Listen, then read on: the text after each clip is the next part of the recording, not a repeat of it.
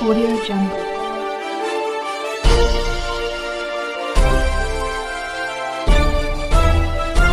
Audio Jungle.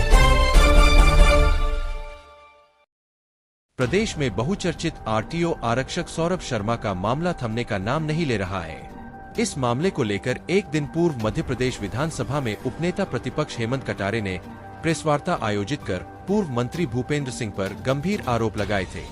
उसके बाद पूर्व मंत्री भूपेंद्र सिंह ने आरोपों पर पलटवार करते हुए हेमंत कटारे पर सवाल खड़े किए मगर आज फिर पूर्व मंत्री भूपेंद्र सिंह के सवालों का जवाब देते हुए उपनेता प्रतिपक्ष हेमंत कटारे ने एक वीडियो सोशल मीडिया पर जारी कर कहा कि पूर्व मंत्री भूपेंद्र सिंह द्वारा मेरे आरोपों के जवाब में उन्होंने कई बातें कही जिनका कहीं भी कोई भी तथ्यात्मक प्रमाण नहीं है और उन्होंने मेरे ऊपर व्यक्तिगत टिप्पणियां भी की, लेकिन जो मैंने आरोप लगाए थे वह सब आरोपों को मैंने तथ्यपूर्वक मीडिया के सामने रखा एवं मैंने मीडिया के सामने सार्वजनिक करते हुए सौरभ शर्मा की नियुक्ति के लिए पूर्व मंत्री के हस्ताक्षर सहित नोटशीट भी मीडिया को दिखाए थे। उप नेता प्रतिपक्ष ने भूपेंद्र सिंह को संन्यास लेने की कही बात। उपनेता प्रतिपक्ष हेमंत कटारे ने कहा कि पूर्व मंत्री भूपेंद्र सिंह की नोटशीट में उनके हस्ताक्षर मीडिया को दिखाए हैं, जिस पर मंत्री जी के द्वारा कहा गया था कि एक भी तथ्य अगर कोई दे देगा तो मैं राजनीति से संन्यास ले लूंगा, लेकिन अभी तक उन्होंने संन्यास नहीं लिया। तो अब मंत्री जी बताए कि मैंने तथ्य रखे सबके सामने दिखाए हैं, कब संन्यास ले रहे हैं। उनका संन्यास भी सम्मान पूर्वक होना चाहिए क्योंकि उनका राजनीतिक सफर बहुत लंबा रहा है। मैं भी उनके संन्यास के कार्यक्रम में जाऊंगा तथा मंत्री जी ने अधिकारियों पर दबाव बनाकर सौरभ शर्मा की नियुक्ति करवाई, जिसकी वजह से मध्य प्रदेश पूरे देश में कलंकित हुआ और सोने चांदी के बिस्किट मिले। उन्होंने कहा कि पूर्व मंत्री जी को अब राजनीति से संन्यास ले लेना चाहिए, नहीं तो पार्टी उन्हें भ्रष्टाचार के आरोपों में स्वयं बाहर निकाल देगी, जिसमें उनकी बहुत बेइज्जती हो। भिंड से ब्यूरो चीफ राजकुमार जोशी की रिपोर्ट। पत्रकार वार्ता आयोजित कर पूर्व मंत्री भूपेंद्र सिंह जी पर तथ्यात्मक आरोप लगाए गए थे और जो मैंने आरोप लगाए उस हर एक आरोप का मैंने तथ्य और एक संबंधित कागज प्रस्तुत किया जिससे कि मेरे आरोप प्रमाणित हो रहे थे। भूपेंद्र सिंह जी ने बार बार कहा कि सौरभ शर्मा की नियुक्ति में उनका कोई हाथ नहीं है, कहीं कोई उन्हें हस्ताक्षर नहीं किया है, कभी कोई पैरवी नहीं करी है और इस नियुक्ति से इनका कोई वास्ता नहीं है। मैंने भूपेंद्र सिंह जी की नोटशीट दिखा दी।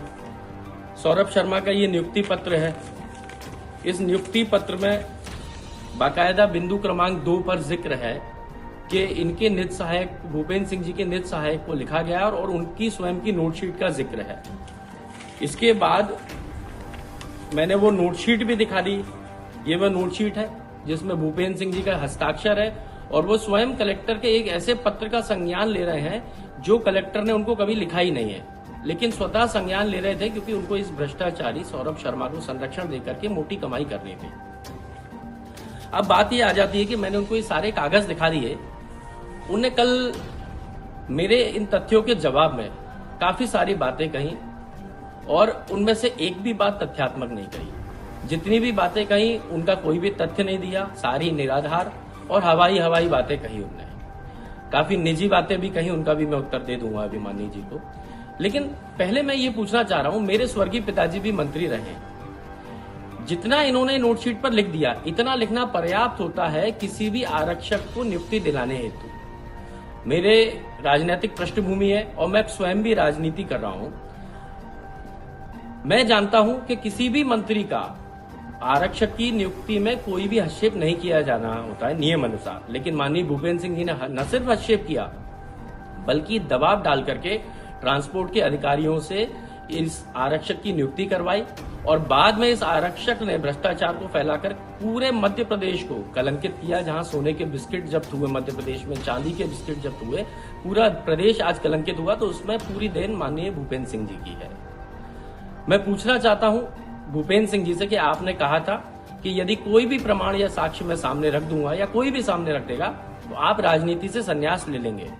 तो मेरा प्रश्न है कि आप कब संन्यास लेंगे, कृपया करके बताएं। मैं चाहता हूं कि आपने लंबी राजनीति करी है, आपका संन्यास सम्मान पूर्वक होना चाहिए। तो मैं स्वयं आपके संन्यास में शामिल होने आऊंगा और मैं आग्रह करूंगा कि आप सम्मानता से संन्यास ले लें, नहीं तो आपको बेइज्जती पूर्वक पार्टी से बाहर निकाला जाएगा भ्रष्टाचार के आरोपों में। बड़े बहुमत से मैं जीत करके आया। अटेर क्षेत्र में हार और जीत तो होती रही है, परंतु हमेशा जो मार्जिन रहा है, अंतर जो रहा है, वो कभी 5,000 कभी 10